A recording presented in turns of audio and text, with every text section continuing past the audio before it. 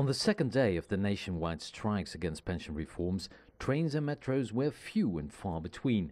On Thursday, many took the day off or worked from home, but on Friday, getting back to work proved difficult.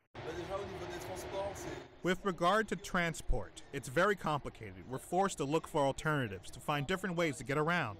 For example, normally I start work at 9:30 a.m., but today at 6:30 a.m., I'm already in the metro trying to get to work to make sure I don't get stuck.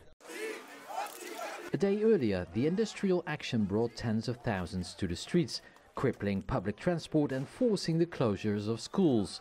Police say 65,000 marched in Paris, while more than 800,000 took part nationwide.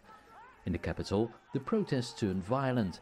Police used tear gas to disperse some demonstrators who confronted officers and damaged public property. Dozens were arrested. But the government isn't budging. On national TV, ministers said the pension reforms will go ahead as planned. If we're doing this, it's because we're worried about the short term and the medium term, but especially the long-term situation in France. We're worried about the generations that will come in the future. The French are in favor of the strikes, but a majority is also in favor of the pension reforms. This paradox may be due to the lack of trust in Emmanuel Macron and his government. The Paris metro will stay closed until Monday, while the unions have already announced new demonstrations for Tuesday. Stefan de Vries, CGTN, Paris.